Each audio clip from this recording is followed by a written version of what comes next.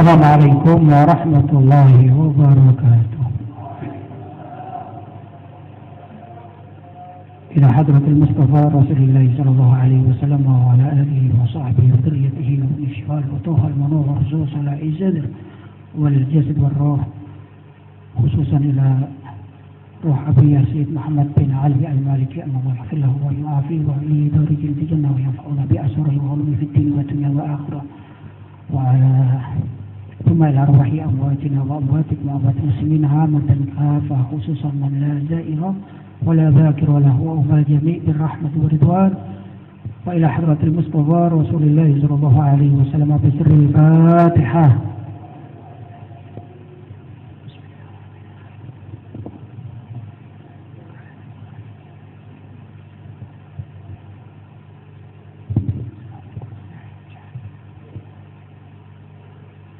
Bismillahirrahmanirrahim. Alhamdulillahi alamin.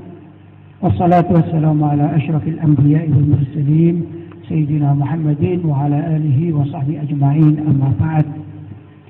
Ikhwani rahimakumullah, para peserta daurah as-sofa yang dimuliakan oleh Allah Subhanahu wa taala. Alhamdulillah, pagi menjelang siang ini sudah berada di tempat yang mulia. Mudah-mudahan kedatangan kita dari awal sampai akhir nanti mendapatkan berkah dari Allah, pahala yang berlimpah ruah, karena hadir dalam majelis ilmu itu sangat besar pahalanya, bahkan jauh dibanding dengan ibadah-ibadah lainnya, bahkan lebih besar dibanding sholat sunnah dan puasa sunnah manapun.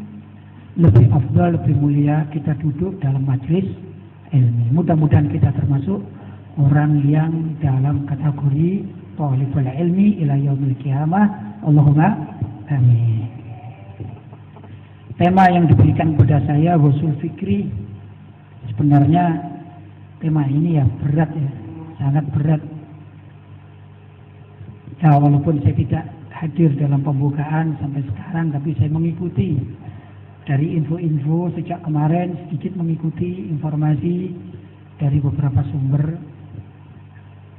Ya, intinya apa yang disampaikan mulai dari Kiai Mahfud Sobari, terus Kiai Najih Maimun, Habib Abdurrahman, terus tadi siapa? Habib Taufik. Ya, itulah Ghusul Fikri.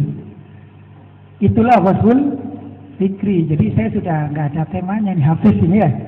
Sudah dihabisi rupanya. Ya, baiklah. Saya mulai berapa menit jadi kasih waktu prolognya. 4-5 menit penyampaian. Kemudian dialog. Baiklah. Ghazwul Fikri namanya aja perang pemikiran ya. Kalau perang ya kita mulai perang aja ya. Pembahasannya mulai perang. Perang pemikiran, saya anggap kita bicara Indonesia. Kalau tadi moderator mengatakan mengadopsi dari Barat dan segala macam, mungkin saya petak dulu kepada pembahasan Indonesia. Jadi lingkup kita dalam lingkup Indonesia. Ringkes, saya tidak bicara sejarah, tapi secara ringkes saja, bicara sejarah Islam di Indonesia secara ringkes ya. Saya yakin antum semua sedikit banyak pernah mendengar atau juga ada yang membaca, syukur-syukur kalau mendalaminya. Islam masuk di Indonesia itu kan dibawa oleh tokoh-tokoh dari Gujarat yang kasarnya Wali Songo, yang notabene mereka adalah dzurriyyatur Rasul sallallahu alaihi wasallam, eksodus ke India, kemudian di sana beranak pianak, dari India langsung masuk ke Indonesia. Gujarat itu India. Maka intinya mereka penyebar agama Islam di Indonesia ini dari kalangan Wali Songo. Ya, agama yang dibawa, mazhab yang dibawa adalah mazhab Ahlu Sunnah wal Jamaah, dalam mazhab fikihnya Syafi'i. Ringkas saya katakan yang dibawa oleh Wali Songo adalah Sunni Syafi'i. Ringkas. Itulah Islam pertama kali masuk di Indonesia, dan itu pula yang mengislamkan Indonesia sehingga Indonesia ini menjadi mayoritas. Sudah, titik. Kemudian pada dekade sekian atau masa sekian Belanda datang. Nah, ini Belanda ini. Belanda datang membawa perubahan. Indonesia yang dulunya diislamkan alhamdulillah menjadi mayoritas muslim, muslimnya satu yaitu apa? Sunni Syafi'i. Ringkas Belanda masuk kemudian membawa agama Nasrani. Ya, membawa agama Nasrani. Sudah Belanda masuk ini ada untung dan rugi, untung dan ruginya. Ruginya yang namanya juga non muslim masuk ya susah, itu ruginya. Untungnya apa? Untungnya banyak pembangunan di Indonesia ini lumayan daripada sebelumnya. Ada jalan, walaupun pekerjaannya orang Indonesia, ada apa? Kerja rodi, ya kan? Untung, jadi kita bisa punya jalan. Nah, kalau melihat demikian, orang Indonesia yang sudah beragama Islam itu, dia mikir, iya ya, ternyata produk luar negeri ini lumayan, laku dijual. Kita aja kalau punya baju, produk Singapura dengan produk Indonesia, Bandung, bangga mana pakainya? Singapura kan nyata itu. Karena dulu kita ini dicekoi pemikiran bahwasanya atau melihat situasi bahwasanya produk luar negeri ini lebih unggul daripada produk Indonesia. Ya, alhamdulillah memang kayak demikian kenyataannya. Kemudian di saat demikian ini ringkas, saya tidak bicara Belanda itu ringkas zamannya Ki Hasyim Asy'ari, ringkas ya. Dari sejarah ringkas, 45 menit tak cukup.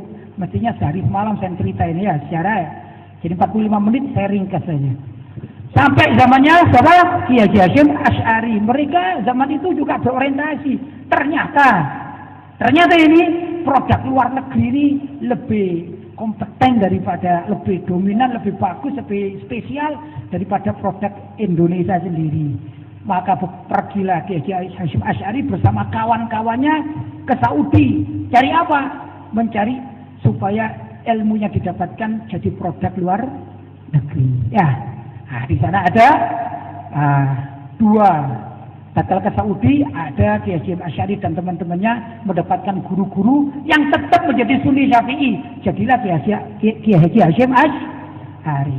Tapi ada juga temannya namanya Ki Ahmad Dahlan. Kebetulan belajar ke sana tidak ke guru Sunni Syafi'i, maka pulang menjadi Muhammadiyah. Ya, nah Indonesia begitu mereka berdua dan kelompoknya ini pulang, Indonesia pecah jadi berapa? Pecah dari berapa? Gara-gara apa? Produk luar negeri. Gara-gara apa? Produk luar negeri. Yang satu jadi Sunni Syafi'i, yang satu jadi Muhammadiyah. Fikihnya enggak jelas. Saya ketemu dengan Dr. Andes Muhammad Thalib, Ketua Tarjih Muhammadiyah, akrab dengan saya di Jogja. Saya tanya, Ustaz, sama di usul fikihnya apa? Loh, kalau kita usul fikihnya ikut Syafi'i. Saya bilang, lah kenapa fikihnya enggak? Kok usul fikihnya saja? Aneh kan? Jadi mereka pakai usul fikihnya menurut Imam Syafi'i, tapi fikihnya tidak. Apalagi akidahnya sama sekali tidak. Ya, nah, pecah jadi berapa? Jadi dua, gara-gara produk luar negeri. Ya, sudah. Ikhwan rahimakumullah. Kemudian sudah masa berikutnya. Setelah pecah jadi dua, tentunya dengan kelompok masing-masing, maka ada zaman era pemikiran yaitu zamannya Mu'ti Ali. Siapa Mu'ti Ali? Salah satu menteri agama yang disokong oleh Munawwir Syadzali. Ya.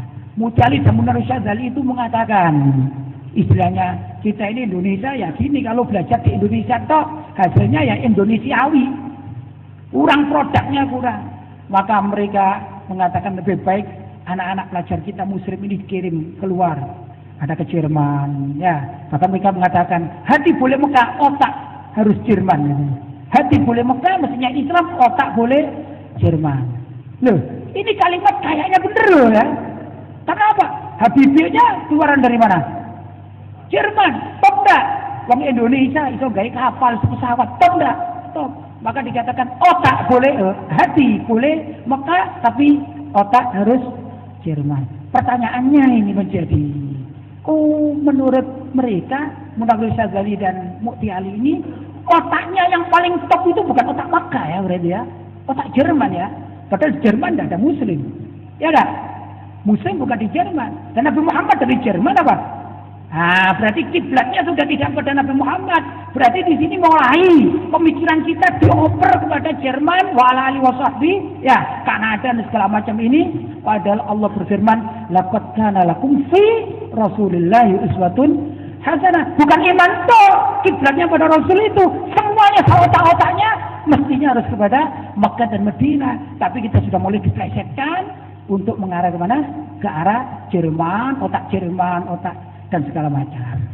Maka berkembanglah saat itu ya ikhwan, tatkala mereka berdua menjabat, kemudian menjabat ini apa? Menteri Agama dan seterusnya ya, walali wasahbi itu ya.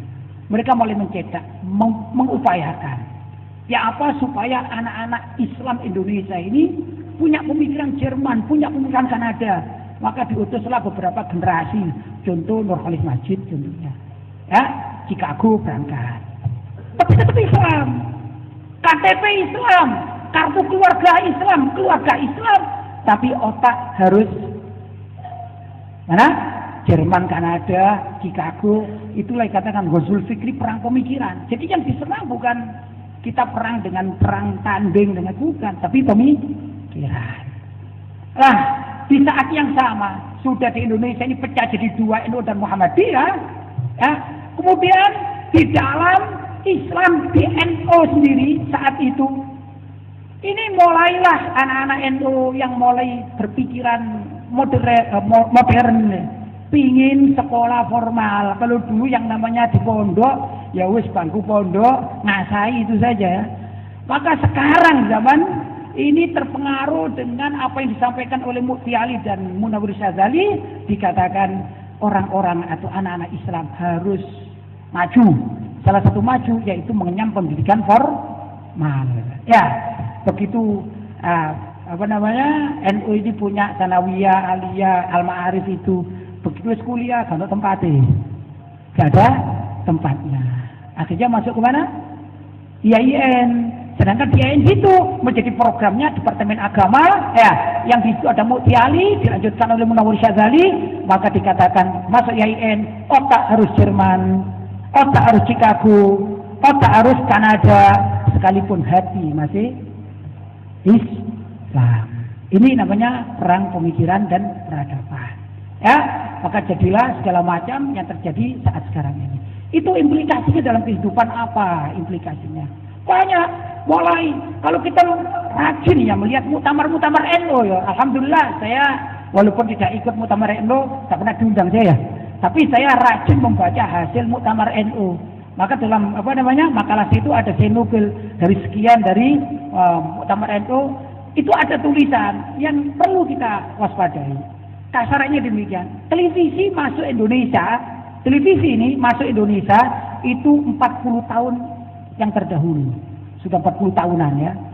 Dan kebetulan di zaman itu perubahan pemikiran bangsa Indonesia Muslimnya ini mulai berbeda-beda.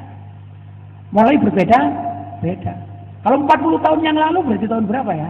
Sekarang 2010, ya 70-an ya. Tahun 70-an lah, 1970. Saya 65, berarti waktu saya usia 5 tahun. Ya, nah itu sudah mulai televisi masuk di Indonesia. Lah ini karena di televisi ini produknya banyak produk luar negeri. Saya masih ingat zaman itu ya. Itu yang namanya film itu, ya sudah film itu Indonesia belum banyak. Yang banyak itu film Barat, film India, ya gitu. Nah ini produk luar negeri digandrungi. Ya, digandrungi gara-gara produk luar negeri. Ya. Nah, maka ya ikhwan, perubahan-perubahan semacam demikian itulah sebenarnya yang dinamakan Ghazul Fikri, perang tapi gak ono musuhnya. Perang gak bisa bawa senjata, mau perang sama siapa? Mau bawa apa? TV-nya dipecahi, tidak mungkin ya. Nah, ternyata pengaruhnya sangat luar biasa dalam kehidupan masyarakat sehari-hari. Saya ini tidak ada yang seusia saya, mungkin ada ya 1-2 ya. Saya masih ingat, maaf, walaupun di masjid saya harus mengatakan ini ya. Saya 65, berarti sekarang usia saya 46 ya, 46. Saya masih ingat zaman dulu saya masih SD, itu kalau melihat TV, maaf walaupun di masjid tidak enak, tapi kenyataan demikian. Kalau ada film, maaf kalau ada film ciuman, maaf ya, itu saya dan saudara-saudara saya itu karena di ada orang tua kan film-film barat kadang ono iya iku tok TV nek siji TVRI. Biyen jadi turi, biyen itu bacanya turi, TVRI dibaca turi. Itu kita itu masih malu nutup malu kita masih nutup kalau ada orang tua, ada film yang kira-kira vulgar titik kita malu. Itu budaya kita di zaman tersebut. Tapi zaman sekarang sudah beda. Kakek, bapak, ibu, anak, cucu nonton bareng filmnya pornografi pada karo isine. Delok kabeh.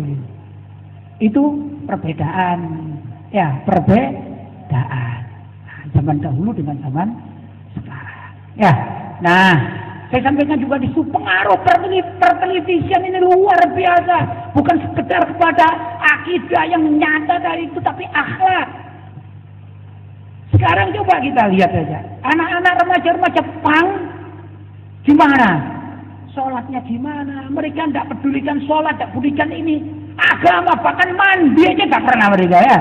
Sekarang ada komunitas Vespa butut. Itu siapa yang tidak pernah mandi sampai setahun, dialah juara satunya. Nah, sekarang gimana kalau dia ini junub? Gimana hukumnya? Beberapa waktu yang lalu saya kedatangan tamu dari aparat kepolisian, cerita-cerita bertamu sowan kepada saya, cerita demikian. Bilang, Ustaz, kemarin kita ini ngusir ada 4 orang pangrok, perempuan 1, lakinya 3. Itu di sana ya, di mana? Di dekat kereta api gini-gini yang gerbong itu gitu. Ustaz, bareng-bareng Ustaz, telanjang bareng-bareng kayak kono Ustaz, terus koyo PT gitu. La haula wala quwata illa billah. Ini yang perlu kita resapi, permasalahan-permasalahan semacam ini gara-gara apa? Indonesia ini sudah dicarut-marutkan oleh dari produk luar negeri, produk barat. Ya. Lah, ya ikhwan, zaman sekarang lebih ngeri lagi. Itu zaman masih rada lumayan. Zaman sekarang lebih ngeri lagi. Perfilman nasional ini sudah sangat mengkhawatirkan. Perfilman nasional ini. Ya, kalau dulu tiba-tiba ada film tanda tanya judulnya. Film tanda tanya judulnya. Apa? Karangannya produksinya apa? Hanung itu ya. Nah, tanda tanya itu. Isinya apa? Ringkasnya di situ diajarkan sinkretisme. Apa sinkretisme itu? Pencampuradukan agama. Ya apa pencampuradukan agama itu? Konon zamannya Jamaluddin Al-Afghani pernah di Mesir terjadi masa semacam sekarang ini di Indonesia. Jamaluddin Al-Afghani mengatakan bahwa seluruh agama itu adalah sama, tidak ada bedanya. Maka namanya orang ulama Ahlussunnah wal Jamaah mengatakan ini salah satu tokoh sinkretisme, mencampur agama-agama dalam satu wadah. Namanya sinkretisme. Loh, di Indonesia zaman kemarin ada film ya, film tanda tanya tak judulnya. Kalau judul opo ini kan gitu kan ya. Itu juga mencampur adukan pernikahan antar yang dilarang oleh syariat, misalnya laki muslim, wanita muslimah kawin dengan laki non muslim. Itu kalau dalam syariat kan haram ya. Tapi dicampur aduk demikian sehingga seakan-akan menjadi halal. Ya ikhwan, kemarin lusa saya dapat pertanyaan dari salah seorang pengunjung situs saya kebetulan punya situs pribadi dakwah. Situs saya namanya www.pejuangislam.com www.pejuangislam.com. Nah, namanya ketok keren ya, Pejuang Islam. Kalau antum buka di Google, tulis saja pejuang, klik, nanti yang paling atas ada ahlan wa sahlan, itu punya saya. Pejuang saja di Google, alhamdulillah rating pertama ya. Alhamdulillah. Itu ada pertanyaan kepada saya, tapi pertanyaan juga bukan pertanyaan fikih, pertanyaan kekhawatiran masyarakat. Apa itu? Sekarang ada film baru.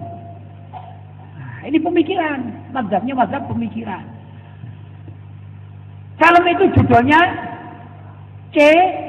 huruf kecil CIN, ya, jin ya. Terus dalam kurung T besar, tutup kurung A kecil. Apa jadinya? Cinta. Anak muda dikasih lagu cinta, seneng nggak? Dikasih film cinta, seneng nggak? Tapi permasalahannya, ini masih belum masuk di apa namanya ini, lembaga sensor Indonesia, Badan Sensor Indonesia belum masuk. Itu diadakan training semacam demikian ini untuk menyaksikan film dokumennya itu, mengandung beberapa elemen. Salah satunya ada aktivis masjid, remaja masjid bernama Baik, Baik namanya. Sudah begitu dibuka ini film, ini remaja masjid ya, aktivis masjid, ya aktivis masjid. Begitu layar disetel selesai, kemudian pulang ini, Baik ini namanya pulang, mengambil kesimpulan. Dalam film itu diajari demikian, diajari ini. Kita sebagai manusia jangan sekali-kali mengatakan benar kalau kita tidak pernah menyaksikan dengan kepala sendiri, dengan mata kepala sendiri. Contoh misalnya kita mendengar berita di depan pesantren ini ada tabrakan. Apa? Fuso dengan bokar misalnya. Kita sebaiknya jangan cepat percaya sebelum kita melihat sendiri. Jangan-jangan bukan fuso, tapi sepeda motor dengan becak. Bukan fuso dengan apa? Bokar. Masuk akal nggak ini? Masuk akal ya? Kalau kita menyaksikan dengan mata kepala sendiri, baru kita akan mengatakan sebuah kebenaran. Karena kebenaran itu nisbi katanya. Kebenaran itu ya relatif. Bener ya? Kebenaran relatif dalam pandangan mata manusia. Nah, yang ikhwan, ringkas dari film tersebut. Untuk itu, kalau kita dikasih tahu siapapun adanya, mau dikasih tahu Tuhan kek, mau dikasih tahu Nabi Muhammad kek, dikasih tahu Ustaz kek, Kiai kek, misalnya, bahwa di kuburan itu kelak ada siksa kubur, maka perlu dipertanyakan. Selagi Anda belum pernah melihat dengan mata kepala sendiri, jangan mudah percaya. Kalau sekarang ada kalimat Nabi mengatakan bahwasanya kelak di akhirat ada surga, maka sebaiknya kita jangan mudah percaya kepada Nabi. Kenapa? Karena mata kita belum pernah melihat surga. Ya? Kita itu kan Nabi sendiri, biar saja Nabi percaya. Kita menurut film tersebut. Menurut film tersebut, bukan menurut saya ini ya. Demikian juga kalau ada masyarakat dunia mengatakan ada Tuhan, jangan percaya sebelum kita melihat dengan mata kepala sendiri. Kalau kita sudah pernah melihat mata kepala kita, melihat Tuhan, baru kita mengatakan benar-benar Tuhan itu ada. Kalau tidak, maka pertanyakan ada apa tidak Tuhan itu. Gampang kok caranya. Caranya gampang. Dalam film tersebut yang diterjemahkan oleh Baik, yang akhirnya pemuda remaja masjid ini berubah pikiran. Setiap ajaran yang masuk kepada kita, apa saja, beri saja belakangnya tanda tanya. Ini apa ini? Apa ini judulnya ini? Daurah Kader Dai As-Sofa wilayah Jawa Timur. Ini kan berita ikhbariyah, khobariyah. Kasih pertanyaan. Jadi gimana? Daurah Kader Dai As-Sofa wilayah Jawa Timur? Belum tentu. Mungkin ada susupan-susupan dari Jawa Tengah. Mungkin, berarti beda. Itu caranya demikian. Jadi kalau kalian ketahuan apa saja kasih tanda tanya. Kok lah jadinya hasilnya beda. Jadi kita diajari tidak yakin kepada apapun. Padahal ya ikhwan, akidah kita tidak demikian. Mata manusia itu mata yang paling bodoh, paling konyol itu mata manusia. Kalau kita harus segalanya diukur dengan mata manusia, kita jadi orang paling bodohnya umat di seluruh dunia. Percaya? Nah, coba ya, mata manusia paling bodoh ya. Maaf ya, saya buka peci saya ini ya. Nah, peci saya ini. Mata manusia ya, paling bodohnya mata manusia. Ini kan apa ini? Kain, sekedar kain. Mata manusia dibohongi oleh kain. Saking bodohnya mata manusia ini. Kalau percaya dengan mata manusia, harus menyaksikan kita menjadi makhluk paling bodoh di dunia. Coba. Tangan saya ini kan tangan saya ya. Tangan saya kan, saya tutupi dengan kain saja. Kalau saya menunjukkan gini, kira-kira setelah di dalam apa yang terjadi? Apakah saya tetap menunjuk dengan telunjuk? Atau saya berubah? Atau gimana? Coba sampean yang baju hitam depan ini, tangan saya bagaimana menunjuk berapa? 2. Sampean yang di pojok situ. 1. Sampean? 4. Ya, dari 3 penjawab, ya, 3 penjawab tidak sama. Itu kebodohan mata manusia. Padahal saya nunjuknya setengah begini. Ya. Loh. Kalau kemudian lantas mata harus melihat dengan mata kepala sendiri, itu sebuah keyakinan. Bodoh namanya. Betul nggak? Lawang dibohongi dengan apa namanya? Kain saja sudah tidak bisa. Terus mau jadi apa kita? Nah ya ikhwan, itulah tantangan Ghazwul Fikri, perang peradaban yang sudah dimainkan oleh orang-orang di luar Islam. Kalau yang ini yang memainkan adalah orang-orang ateis, orang-orang apa namanya, komunis. Mereka tidak menginginkan bangsa Indonesia ini tahu terhadap Allah, tahu terhadap agama, apalagi mengadakan daurah semacam demikian ini. Pinginnya mereka nggak usah kayak gini. Ya, hati-hati. Karena itu hati-hati, kita jangan sampai terbawa arus globalisasi yang sangat luar biasa, membawa diri kita ke arah kemana-mana saja, bahkan sampai-sampai kita keluar dari agama yang sudah diajarkan oleh orang-orang tua kita, sampai kepada siapa? Para wali songo, sampai kepada para sahabat, sampai dibawa oleh Nabi Muhammad SAW, termasuk juga kepada Al-Quranul Karim. Ini dalam filmnya, kalau kita membaca dan mengerti misalnya surat Hal Ataka Haditsul Ghasyiyah, sudah sampai surat misalnya Inna a'tainakal kautsar, Inna a'tainakal kautsar, sesungguhnya kami telah memberi engkau hamba Muhammad telaga Kautsar. Kasih tanda tangan. Sesungguhnya kami telah memberi kamu telaga Kautsar Muhammad. Belum tentu kan? Akhirnya rusak semua. Nggak ada seorang pun yang iman gara-gara sebuah film. Ini akan berkelanjutan. Itulah tantangan dakwah era sekarang ini sangat luar biasa. Dibutuhkan tangan-tangan terampil umat Islam. Dibutuhkan wali-wali pengganti wali Solo. Dibutuhkan ulama-ulama yang betul-betul ikhlas menjalankan agama ini, membentengi dari pengaruh-pengaruh jahat pemikiran-pemikiran di luar Islam. Kita yang dibutuhkan. Bagi kita yang mau, alhamdulillah. Bagi yang belum mau, ayo mulai sekarang kita pastikan diri kita untuk membentengi akidah kita, akidah umat Islam yang kenyataannya mayoritas keberadaannya, tapi minoritas kualitasnya. Banyak saudara-saudara kita yang tidak sholat, banyak saudara kita yang tidak mau zakat, banyak saudara-saudara kita yang sudah waktunya haji pun tidak mau haji. Itu juga tantangan dan tentangan akan kita temui bila mana kita berbicara akidah Ahlussunnah wal Jamaah, khususnya konteks Indonesia adalah mazhab Sunni Syafi'i. Mudah-mudahan kita mendapatkan berkahnya para ulama-ulama Ahlussunnah wal Jamaah, para wali songo dan wali-wali yang lain-lainnya, juga para tabi'in, para sahabat dan ulama-ulama terdahulu semuanya, khususnya barokah dari junjungan kita Nabi besar Muhammad sallallahu alaihi wasallam. Demikian saja prolog dari saya, mudah-mudahan ada manfaatnya dan saya serahkan kepada moderatornya.